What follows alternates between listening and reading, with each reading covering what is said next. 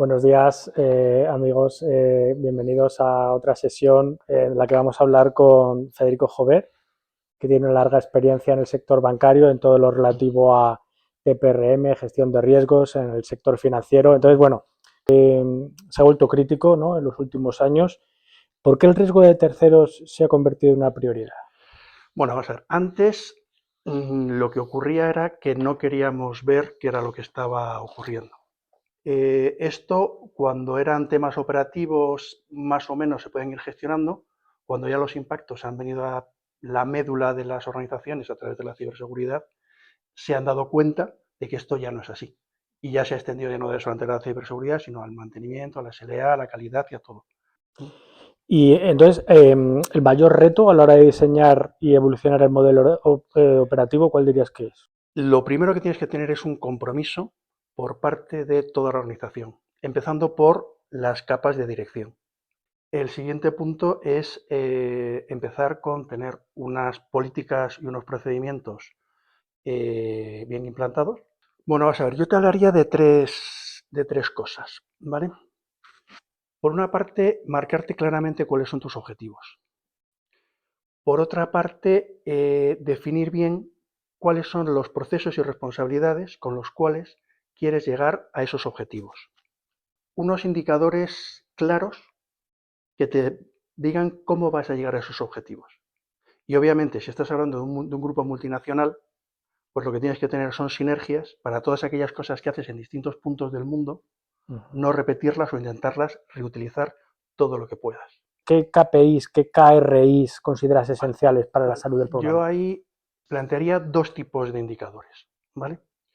Unos que nos van a llevar a ver que la actividad que estamos gestionando es correcta. O sea, que tenemos un modelo y lo estamos cumpliendo. Otro grupo de KPIs es, una vez que ya tengo el modelo, es voy a ver cuánto riesgo tengo y sé el nivel de riesgo. Fíjate que no he dicho reduzco el nivel de riesgo a cero. Lo importante es saber qué nivel de riesgo tengo y gestionarlo. Dime, por favor, ¿cómo evaluar los riesgos durante el onboarding? Por ejemplo, cuando tienes dominios como ciberseguridad, continuidad, ESG, aspecto financiero, operativo, ¿dónde priorizas? Vamos a ver, más que priorizar, lo que necesitas primero es tener un proceso de evaluación coherente y homogéneo. Y a lo que ibas antes, si tienes múltiples ubicaciones, que en todas las ubicaciones sea al menos coherente. ¿Vale? Una vez que tienes ese primer nivel de análisis, determinas el nivel de riesgo. Pero no tienes que determinar el nivel de riesgo global, que ya lo determinarás luego. Tienes que ir determinando el nivel de riesgo para cada uno de esos ejes. Entonces, dependiendo del eje que sea más relevante, le darás mayor peso en lo que son el assessment y demás. Puede que tengas tres ejes críticos. Puedes tener continuidad de negocio, ciberseguridad y gestión de datos, los tres críticos. Bueno, pues entonces son tres críticos. Hay que... A la hora de asegurar consistencia entre múltiples países e entidades, ¿cuál es la manera de...? Tiene que haber ciertos parámetros que hagan que toda la valoración sea homogénea. Pero antes he dicho que fuera coherente. Y es una palabra con la que tengo mucho cuidado de decir coherente y no igual. ¿Por qué? Porque si estás en España tienes una serie de riesgos, pero si te vas a México hay ciertos riesgos que pueden ser distintos. Puede haber normativas adicionales, ¿de acuerdo? Entonces, si te vas a Estados Unidos, pues tienes alguna normativa que es un poquitín distinta, con lo cual hay ciertos ajustes que tienes que hacer. No tanto porque te va a salir un nivel de riesgo muy distinto, pero sí porque te van a salir ciertos requerimientos adicionales. Tu core tiene que permitirte homogeneizar, sobre todo los risk assessment, homogeneizarlos todo lo que puedas, que es lo más complicado y lo más caro. Te voy a poner un escenario real. Imagina que un proveedor falla en ciberseguridad porque carece de login y segregación de entornos y el negocio quiere contratar igualmente. ¿Qué harías tú? El primer punto es tener claro que hay que asumir el riesgo, ¿vale? O que es interesante asumir cierto nivel de riesgo. El segundo lugar es hacer un plan de remediación, de decir, oye, ahora tenemos el riesgo, ¿cómo podemos hacer que este riesgo desaparezca? Pues normalmente, oye, pues el proveedor va a implantar un doble factor de seguridad o va a hacer distintos planes de lo que sea. A esto se le ponen una serie de plazos y se evalúa cuál es el riesgo que tenemos durante ese periodo. Y ahí se toma una decisión, y esa decisión no la toma una persona, esa se toma en conjunto a nivel compañía y dependiendo del nivel de riesgo, al nivel de responsabilidad adecuado. Pero durante ese tiempo intermedio, pues hay que ver cómo se hace esa contingencia para limitar el riesgo y aceptar el riesgo.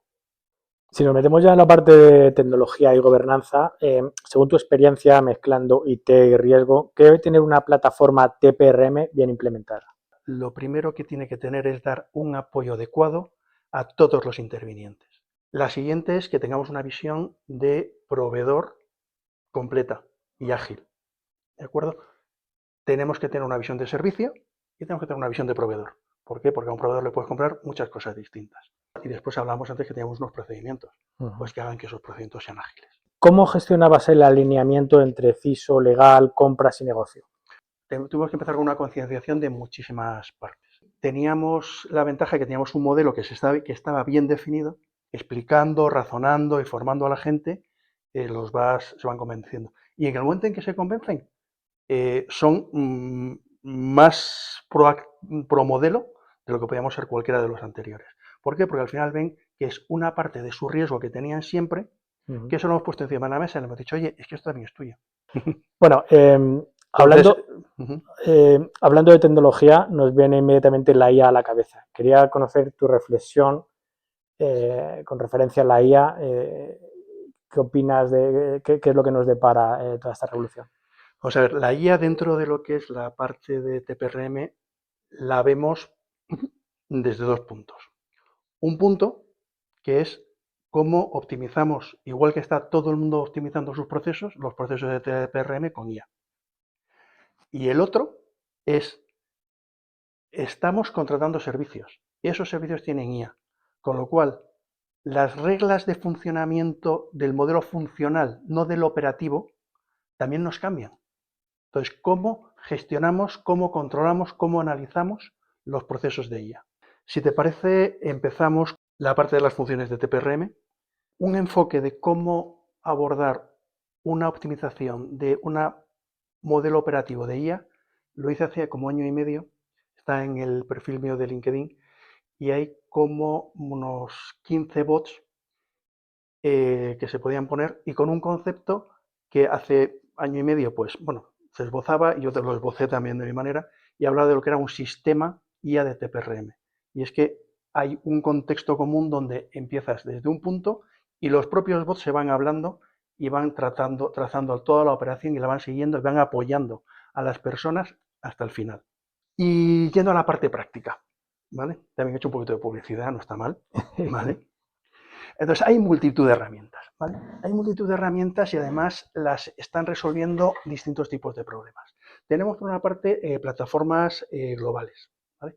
Que son las que te decía, oye, pues empieza a entrar la operación por un sitio y voy ayudando más o menos, de una forma más o menos adecuada, al gestor, a compras y a todas las organizaciones hasta el final de la vida de ese servicio. Cosas que son buenas, pues que son de empezar a operar con ellas. Cosas que te tienen que hacer pensar, luego lo veremos, es cuáles son tus procedimientos y cómo se adapta eso a tus procedimientos y a tus casuísticas. ¿Vale? Estas plataformas lo que luego es que se integran con herramientas con funciones específicas. ¿Vale? Y aquí ya son muchísimas. ¿De acuerdo? Tienes las famosas de Ciber, que está todo el mundo hablando para lo que es el seguimiento online de las cosas, ¿de acuerdo? Las que me parecen las que son un poquito más sofisticadas, son las que tienen una telemetría técnica externa, que básicamente es que haces un escaneo, tienes unos sensores, estás haciendo,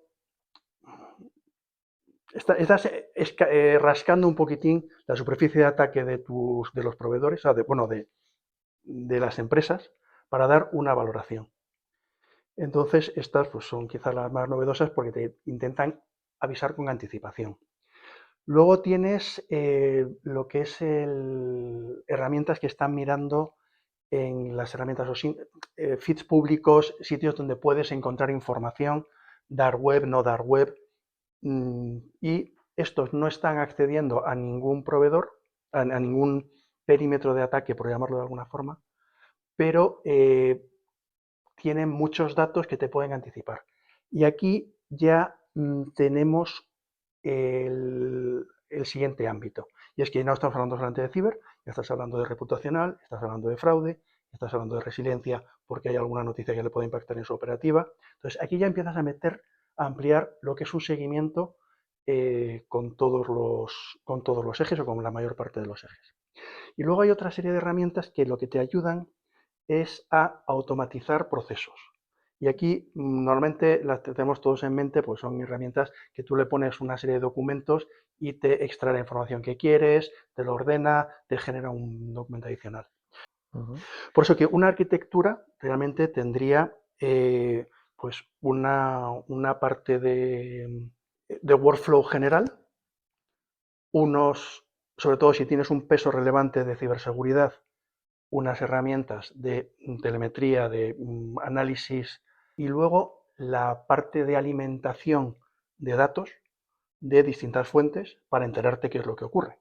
Bueno, y por supuesto, todo esto integrarlo con tu ERP, como decía al principio, mira cuál es tu modelo, porque si lo separas de tu ERP vas a duplicar todos los tecleos. Cerrando el capítulo de IT, propia de la función, ¿cómo ayuda la IA a las funciones de TPRM, emergencias o riesgos no antes catalogados? Porque como dijo Donald Rumsfeld, o sea, un riesgo que no conoces que existe o que no percibes, ¿cómo se en el radar, cómo se detecta un riesgo que antes no sabíamos que existía? Vamos a ver. Dentro de lo que son las herramientas estas, son precisamente las de OSINT, las de búsqueda de datos en foros y las de escaneos, bueno, por simplificártelas, ¿vale? Son las que nos están levantando riesgos durante toda la vida del servicio, ¿vale? Y esta es la diferencia que tenemos con los assessment periódicos que tenías. Tú hacías una foto, la revisabas y al cabo del año la volvías a mirar. Y lo que ocurría en todo el año, pues no te estabas enterando de nada. De que los ataques que son constantes en las redes, que simplemente se está mirando todo el rato a ver por dónde entro, me da igual dónde sea, una vez que haya entrado ya veré qué es lo que encuentro dentro. Claro. Entonces, si tú tienes unas defensas que son débiles, te van a entrar. Y estos son los riesgos que antes no sabías que tenías y durante el periodo los estás teniendo, los estás identificando. Y en cuanto a herramientas de gestión de TPRM, ¿me puedes decir algunos nombres? ¿Cuáles consideras que son mejores para una cosa o para otra? Vale, aquí te digo, depende. Y como vas a decir ¿y de qué depende? Pues ya te sigo yo con la canción. ¿Vale? A ver, depende del tipo de la empresa, del tamaño de la empresa, de los tipos de riesgos que tengas. Depende de qué modelo tenías, de a qué modelo quieres ir, de qué presupuesto tienes. O sea, depende de muchísimas cosas. Tenemos en la parte de plataformas globales, por ejemplo, para empezar, y luego pasamos a las herramientas específicas, hay grandes actores. Tienes Process Unity, tienes OneTrust, que son plataformas muy grandes, muy consolidadas, con muchísimas funcionalidades. Hay otras plataformas que para empresas más pequeñas, digo que puedes tener un Secure Frame, oye, y te estoy dando algunos nombres, pero hay tropecientos, ¿vale? O sea, hay muchísimos, y como decía, hay que pensar cuál es mi modelo y cómo se adapta la herramienta a mi modelo. Todo lo que tenga que machacar de mi modelo para irme a la herramienta, tendré que pensar si es bueno o si es malo. Por dices, oye, es que mi modelo quiero que esté muy integrado con mi operativa de GRC. Pues mira, Logigate o Metric Stream son más fáciles de integrar a lo mejor con un GRC. Si, por ejemplo, vas por sectores, pues tienes BenMinder, que algunos sectores pues son específicamente, pues se ajusta, piensa el modelo y luego piensa la herramienta. Y una vez que tengas las dos cosas, pues decides. Si no, lo que te puedes encontrar es que estás clavando clavitos en una mesa con un mazo así de grande, o estás intentando poner los remaches en un edificio en construcción con un martillito de casa. De herramientas específicas como las que estábamos viendo, pues nos vamos a Ciber Todos los que tienen sensores de red, que es lo que te comentaba antes, pues tienes BitSight, tienes RaceRecon, voy a mirar porque si no se me olvida uno seguro. BitSight, RaceRecon, Security Scorecard, Black Kite, y habrá algunas más que yo no tengo aquí apuntadas. Entonces, todas estas tienen la funcionalidad. Mira cuál es tu segmento, mira cuáles son tus proveedores, mira cuál es tu tipo de riesgo a la hora y tu presupuesto a la hora de elegir unos u otros. Claro. ¿Vale? Si lo que estás pensando es analizar más superficie de ataque, pues puedes tener Fortify, ¿vale? Y si ya lo que nos vamos es a otros tipos de riesgos, aquí ya sí tengo que, porque me voy a olvidar de la mitad, ¿vale? Tienes de temas financieros, porque aquí otro riesgo que estamos hablando y es, oye, que el proveedor quiebre, ¿vale? Entonces aquí tienes DB, tienes Mitagata, tienes CoreScream, ¿vale? Temas operativos que puedes detectar por cambios estructurales, pues aquí tienes Panoramix, tienes Mitigate que comentábamos antes. De temas relacionados con continuidad de negocio, pues mira, me van avisando, oye, puede haber una huelga, puede haber un cambio, puede haber un incidente, ¿vale? Mitigate también, está Beeminder. ESG y sostenibilidad, y aquí lo tienes en dos puntos. Uno es impacto ESG, pero luego en ESG también están los temas ambientales. Con lo cual es, oye, si tengo, bueno, esto es una experiencia real que tuve. Tuvimos un problema que estábamos en pleno despliegue de cambio de una plataforma de microinformática y tuvimos que pararla por unas inundaciones que hubo hace muchos años en el sudeste asiático. Nos habíamos quedado sin discos duros.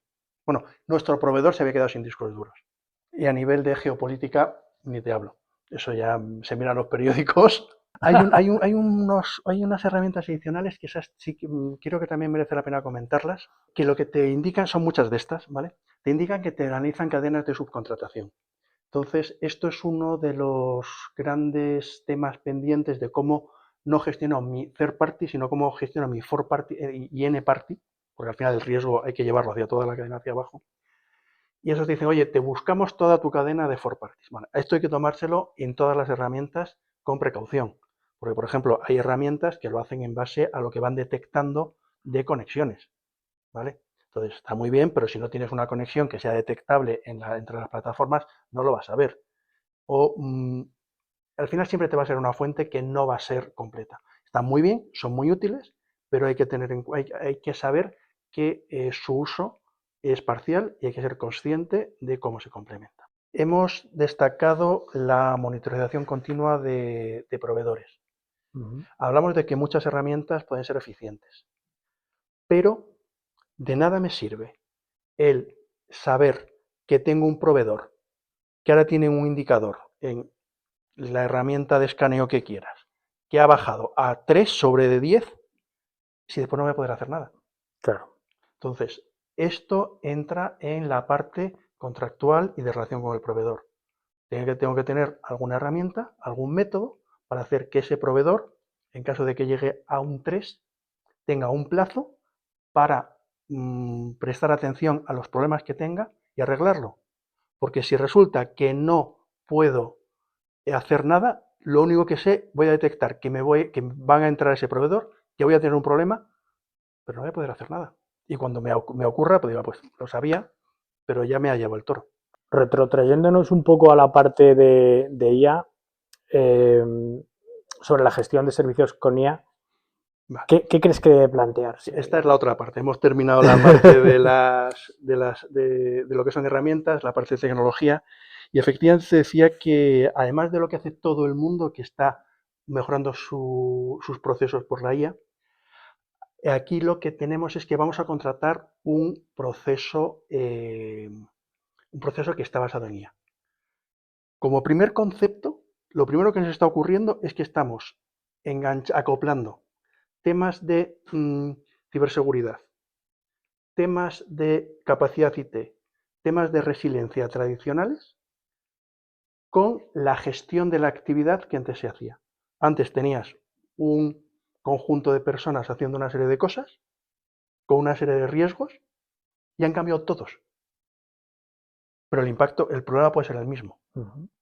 Y están cambiando la naturaleza de los servicios a algo distinto y que tenemos que entender. El segundo punto es que, entendiendo esto, la dependencia que tenemos una vez implantado es brutal, porque por el volumen de actividad que te acaba gestionando una IA, es muy difícil el sustituir una IA por medios humanos. Hay modelos hay sistemas de resiliencia que lo que están planteando son IAs alternativas.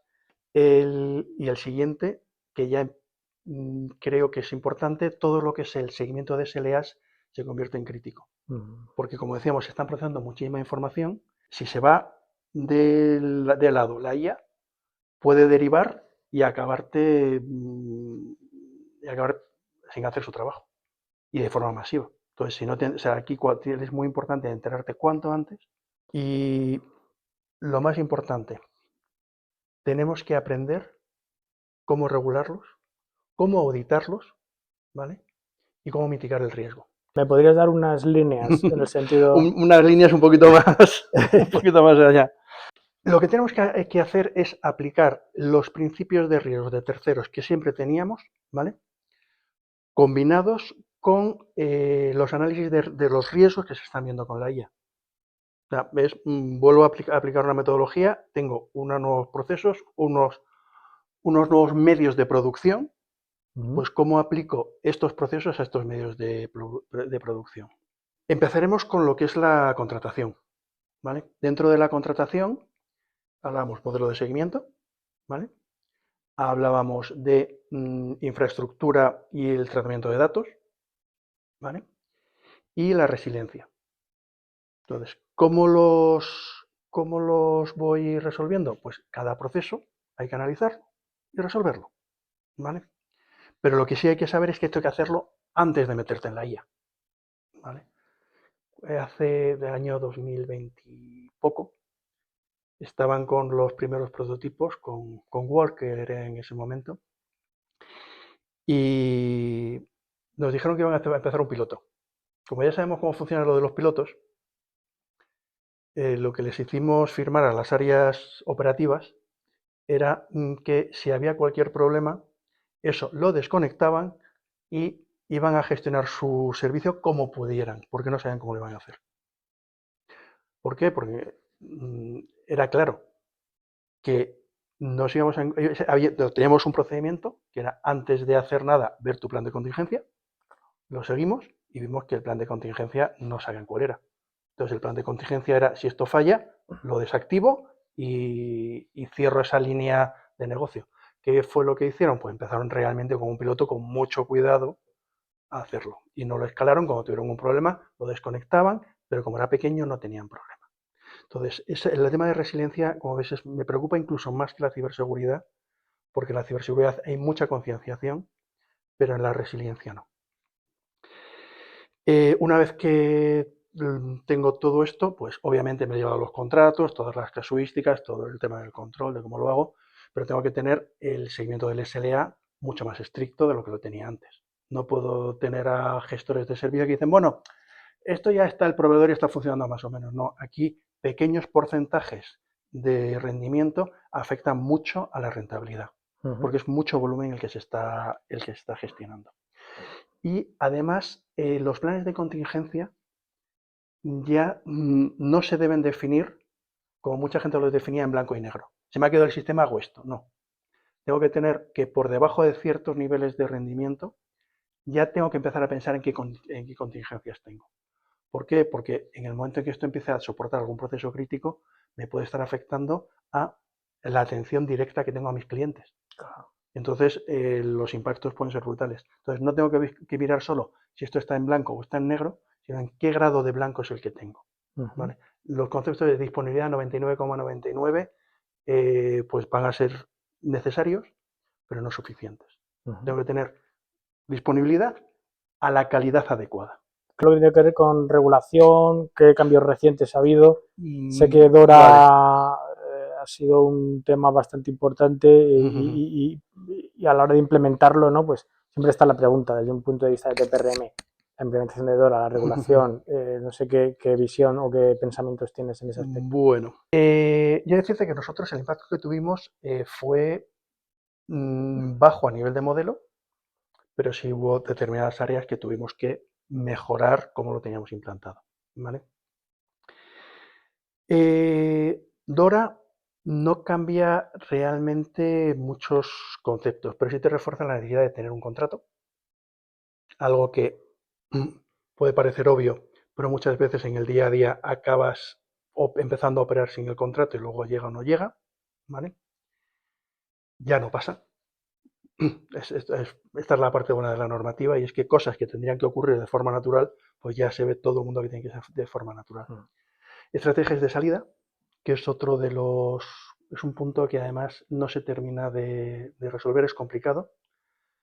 No solamente para los temas de IA, sino en general, piensa que salirte de un cloud, pues tienes muchísima información, pues tienes, o salirte de un ERP que tienes toda la serie de información histórica, o de aplicaciones dedicadas. O sea, son elementos que son complejos y siempre se realizaban de forma genérica.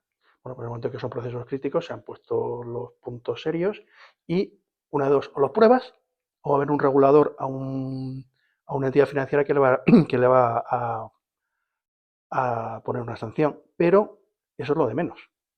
Tú imagínate una empresa pequeña que tiene una estrategia de salida que no ha aprobado y que dice, no, no pasa nada si tengo un incidente de ciberseguridad, tengo aquí mis backups y los recupero y solamente pierdo las últimas 3 horas.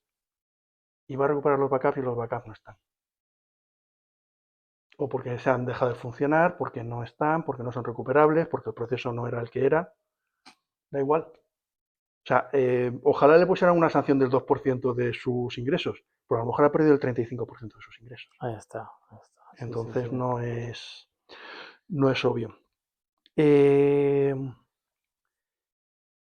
¿qué más puntos teníamos? Toda la parte de PCN, el control de for parties, que al final, lo que digo, es algo que toda la vida se ha sabido que se tenía que hacer. Ahora simplemente se ha reforzado y bueno, yo creo que como se ha concienciado también a los proveedores de que existe esa exigencia, pues todo esto se irá normalizando y se irá regularizando. Bueno, respecto al tema este de los third parties internos, en el dry run que se hicieron y las primeras comunicaciones que se han ido haciendo, de momento han levantado un poquito el pie, pero simplemente estoy convencido que es simplemente para este primer punto. Después van a volver a apretarlo porque es una de las cosas que le lleva preocupando muchísimos años, esa concentración de riesgo que no ven porque se queda oculta en esa capa. Y nada, pero yo solamente decir, oye, que es que esta normativa es simplemente aplicar criterios y la gente tiene que, los que no están sometidos a esta regulación, tienen que verla como un indicador de cuando hay algo crítico, qué es lo que te va a pasar. Y aunque no es, y lo que digo, un banco puede tener una multa de un 2%, pero una empresa puede tener una pérdida de un 35% de su facturación si se tira 3 meses sin facturar. Ha habido el pasado diciembre un cambio, ¿no? La regulación. Bueno, no es tanto un cambio, pero sí cualquier cosa que saca el Comité de Pagos de Basilea, el Comité de Basilea, siempre tiene bastante publicidad, ¿vale? Creo que es bueno porque la última norma, o sea, la última guía que tenían era del 2005, esto ya ha evolucionado muchísimo y ya todos los países han sacado normativas mucho más adaptadas, mucho más adecuadas, no solamente Dora, Estados Unidos ha sacado la suya, todos han ido sacando distintos tipos de normativa, en Latinoamérica ha salido normativa y bueno, no habían actualizado. Dan una serie de principios que están en todos estos esquemas nacionales y yo lo único que me ha dado pena es que tal y como lo han redactado, han perdido una oportunidad que espero que en algún momento alguien ponga, que es la conexión entre las estrategias de salida y los planes de contingencia. Porque, ¿cómo me hubiera gustado? ¿Qué se podría haber hecho un poquito más allá? Y es que cuando un proveedor se cae del todo y tengo que salir de él porque se ha caído, eso ya no es una estrategia de salida del proveedor, que es lo que están llamando muchas veces estrategias de salida no planificada, no. Si es no planificada, resulta que es que tengo que ver como compañía qué es lo que hago. Y eso es el plan de contingencia interno, ya no es el plan con el proveedor. ¿Vale? Entonces, ahí hay una serie de conexiones entre planes de contingencia y estrategias de salida que podían haber aclarado y, es una pena. Pero sí, entonces, el resumen, Comité de Basilea, una serie de guías, no son de obligado cumplimiento, son recomendaciones, están muy bien, o sea, son una serie de guías muy interesantes, más laxas que la normativa, porque pretende ser un marco. Claro, claro. Un marco. Si nos metemos ya en la parte de crisis, antes comentabas resiliencia, la importancia de que a lo mejor es un aspecto en el que no se está teniendo suficiente foco. El concepto de resiliencia o de business continuity es fácil, es difícil de integrar en TPRM. ¿Cómo hay que hacerlo? Bueno, primero esto es un dominio más de TPRM, como siempre hablábamos. Uh-huh. Lo que hay que tener en cuenta es que es un dominio de TPRM, pero es una parte intrínseca de los BIAs de una entidad. Un BIA es del Business Impact Analysis, o sea, el impacto de negocio, es parte. O sea, cuando tú analizas un proceso completo, un trocito es el proveedor externo. ¿Vale? Entonces, ese es el primer punto en el que lo tienes que ver. Si lo segregas, como se hacía hace muchos años, tú tenías un PCN de tu compañía y tenías PCN de proveedores. Bueno, pues en el momento en que tenías que encajarlos, pues encajaban bien o encajaban mal. Claro. Entonces, lo que ya se está viendo es que todo es una unidad. Por ponerte un ejemplo, ¿vale? Tú imagínate que tienes un plan de contingencia y no tienes conectados los circuitos de comunicación. Por ponerte algo sencillo, los circuitos de comunicación entre el proveedor y los tuyos. El proveedor comunica hasta un punto y resulta que no te llega a ti. O resulta que te llega a ti y tú resulta que como esto es una entrada de un proveedor y no es una entrada de tu PCN normal, no sabes qué hacer. Claro. O sea, y fíjate que esto es simplemente es el caso más. Dentro de una contingencia, la comunicación es lo que debería ser sencillo. Y nada, entonces pues digo que está totalmente, es parte de la vía del... O sea, si lo haces bien, es parte del proceso de continuidad de negocio del banco. Uh-huh. Un anexo de un plan de contingencia del banco. ¿Cuándo decides cuándo escalar a la alta dirección? Porque me imagino que como departamento de riesgos, a lo mejor quizás tienes un criterio o en esa comunicación puedes comunicar tu criterio o esperas a que te lo pregunten. Un poco cómo gestionas ¿Recuerdas que hablábamos de políticas, procedimientos y demás? Esto tiene que estar procedimentado. Si no está procedimentado y depende del criterio subjetivo, Claro. vas a poderlo elevar o no. Parte del criterio subjetivo vas a tener, ¿vale? Pero por lo menos lo que tomas son unas bases de cuál es el impacto que puede tener y en base a ese impacto se decide el proceso de escalado. Y el proceso de escalado tiene que ser proporcional, ¿vale? Entonces, hay cierto escalado que llega al comité de riesgos de terceros con gestores y demás. Oye, pues ha pasado algo, pero no es muy grave. Dentro de, dentro de lo que es una institución grande, puedes tener 2, 3 niveles de escalado, donde conforme vas subiendo, pues cada vez hay mayor representación de capas más altas de dirección. En la mayor de todas estaría el comité de dirección del grupo. ¿Vale? O sea, si se cayera, bueno, hay ciertos eventos que hace que esa incidencia se llegue a cometer. Y esta elevación no tiene que ser solamente por gravedad, también es por tiempo. Uh-huh. O sea, si tú hoy resulta que tienes un impacto medio durante poco tiempo, pues puede quedarse en el primer nivel. Si resulta que tienes ese impacto, pero se está prolongando, pasa al segundo nivel. ¿Por qué? Porque ya el impacto en negocio es acumulativo, con lo cual va a ser mayor. Y si ya está mucho tiempo, pues acaba llegando al nivel superior. Claro. ¿Vale? Entonces, ¿y cómo se decide que sube al nivel superior? Pues en cada uno de los comités se decide, oye, ya estamos en este punto, pasamos al siguiente. Claro. No es una decisión de una persona. Uh-huh. Uh-huh. En cuanto a resiliencia, ¿qué reflexión tienes en cuanto al impacto del conflicto que ahora estamos viendo en Oriente Medio con Irán? Me parece buenísimo. A ver, que nadie me oiga, pero estas cosas tienen que pasar de vez en cuando.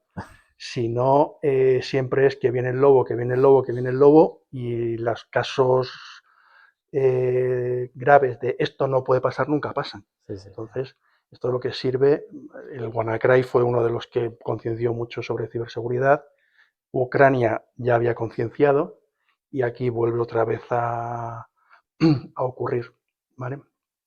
Hablamos de casos de contingencia. Oye, es que el hecho de que tú externalices algo no quiere decir que tu proveedor sea Dios y vaya a poder responder ante cualquier caso. Hay ciertos elementos de fuerza mayor que se van a producir en cualquier caso. Y ahí tú tienes que estar preparado a ver qué es lo que ocurre cuando esto pasa. En este caso es por fuerza mayor. Otra cosa puede ser porque el proveedor sea malo y no te lo dé. Pero tanto si es fuerza mayor como si es malo, tú tendrías que tener un plan de contingencia. Y aquí están saltando aquellos que no tenían nada pensado. Entonces, tienes que entender que esos riesgos que tiene el proveedor, al final son tuyos. Cada vez que hay un evento de estos, hay más gente preparada para más cosas. No, la verdad es que muchas veces cuando suceden este tipo de cosas, yo me acuerdo cuando el apagón que Mercadona pudo seguir operando porque tenía sus generadores ahí de electricidad. Claro. Entonces, cuando hay una crisis se nota quién ha hecho bien los deberes y quién no, ¿no? Efectivamente, el caso del apagón es otra cosa de esto no puede suceder nunca. Bueno, pues ya sucedió. Sucedió. Antes comentabas que en la orquestación de todo el modelo de TPRM participan comités, más de 200 personas, con perfiles muy diferentes, gestores, IT, ciber, operaciones, legal. ¿Cómo se orquesta esto? Vamos a ver. TPRM efectivamente es el orquestador.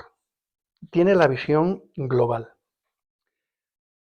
Pero al final, la parte de mayor conocimiento la acaban realizando los expertos. Entonces tienes muchísimos gestores de servicio, tienes operaciones, tienes CISO, tienes todos estos.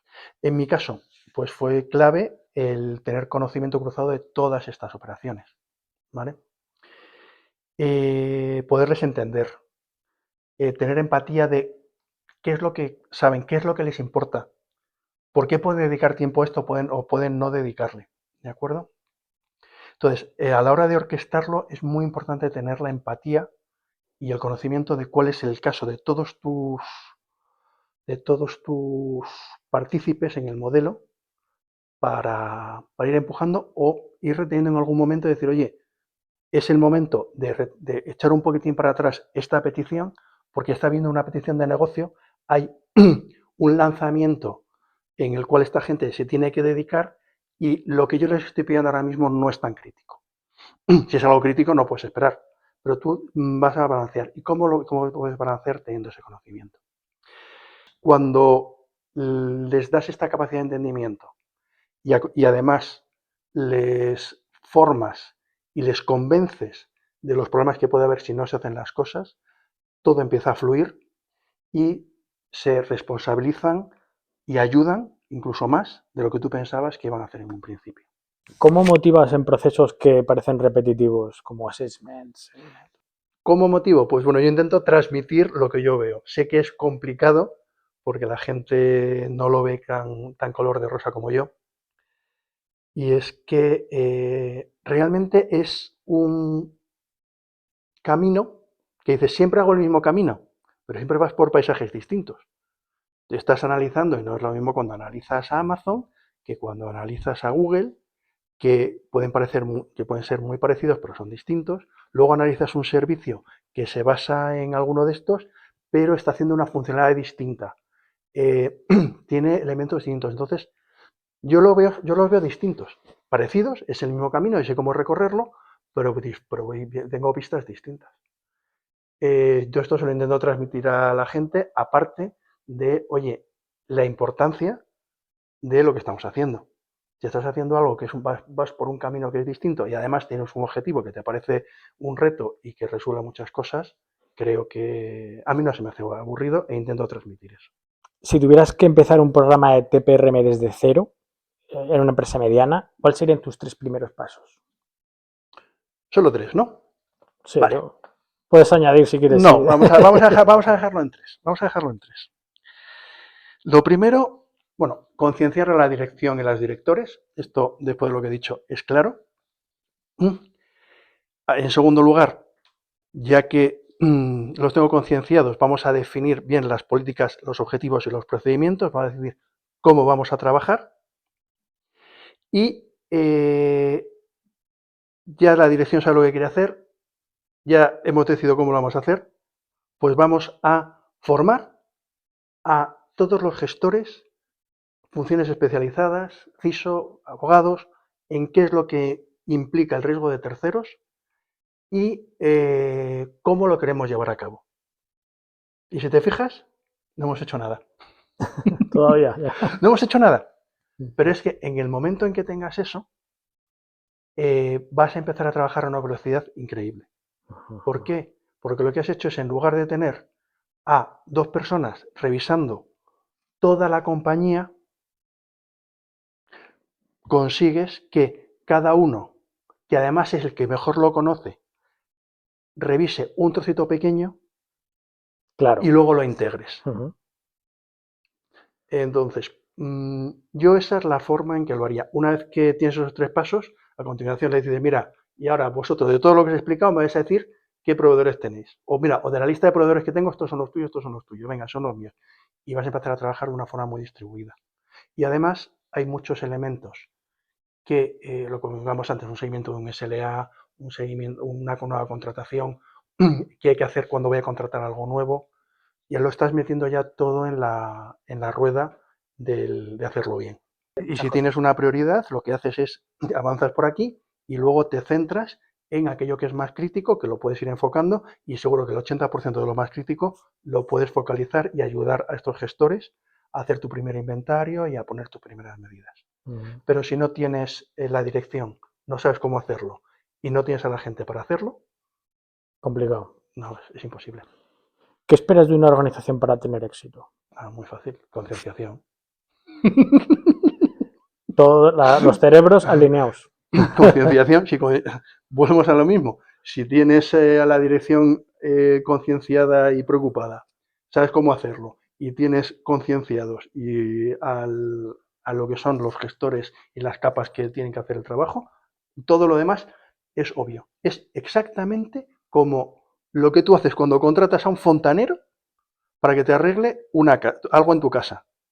Si lo pensáis, reviso antes de hacerlo que me lo haga bien, que me lo sabe hacer, qué riesgos son los que tengo, si me meto en ello, consulto con varios fontaneros para para ver cuál es el que me interesa más, qué precio tengo y qué condiciones me da, miro las referencias del fontanero, que es el assessment que hay, y sigo o intento seguir que no me haga, o sea, que me haga lo que me ha dicho y además que no me rompa 3 tuberías más y cuando salga veo que lo deje todo limpio. Claro.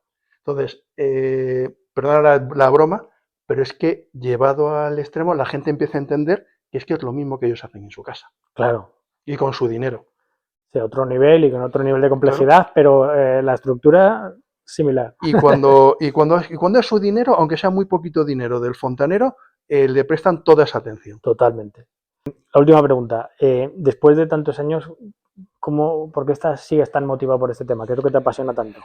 Entonces me entretienen, me parece que es un tema apasionante el prever las cosas, el anticiparlo, el conocer el futuro, Uh-huh. ¿de acuerdo? Entonces, yo he continuado estudiándolo. Una vez que continúas, y por eso digo que no solamente PRM, es todo operacional, continuidad, financiero, he pasado por riesgo de mercado, los he visto todo. Entonces, cada día cambia. Y cada día cambia y las regulaciones es lo que menos me preocupa, porque las regulaciones vienen detrás de los riesgos. Claro.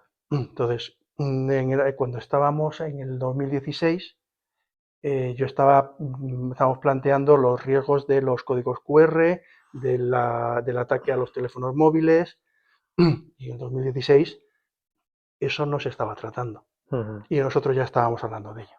Entonces, Cuando llega la IA, pues ahora nos está cambiando otra serie de cosas. Entonces, es un tema que siempre cambia, que siempre es apasionante y que a otra gente le gusta estudiar historia. Claro, A mí me claro. gusta estudiar riesgos, cómo gestionar los riesgos y tener esta visión de futuro. Qué Mm. bueno, qué interesante. No sé si quieres añadir algún tema más No, darte o... las gracias y espero que les haya parecido interesante si alguien lo ve. Sí, bueno, yo quiero agradecerte, Federico, por esta disertación tan interesante, esta visión que nos has dado sobre riesgos integral Ujú. y la verdad es que me parece fundamental lo que tú dices, o sea, eh, poder controlar los riesgos, el futuro, tener esa visión para proteger a las compañías y hacerlas resilientes y que puedan navegar las aguas, ¿no? Del mercado, geopolíticos, de todos los ámbitos. O sea que mil gracias, Federico. Sí. Y yo, si alguien quiere, les podemos dejar luego en el vídeo los enlaces. En el LinkedIn hay muchas cosas y luego tengo algunas cosas en un canal de YouTube con algunos vídeos que pueden ser interesantes, no tanto de riesgos, sino también de análisis de procesos, de gestión y demás. No son muchos, pero bueno, si a alguien le interesa, pues que lo pueda también ver. Os lo recomiendo, son súper interesantes. Pues nada, gracias a vosotros también por acompañarnos en este rato. Esperamos vuestros comentarios y hasta la siguiente ocasión nos despedimos. Muchas gracias. Hasta luego.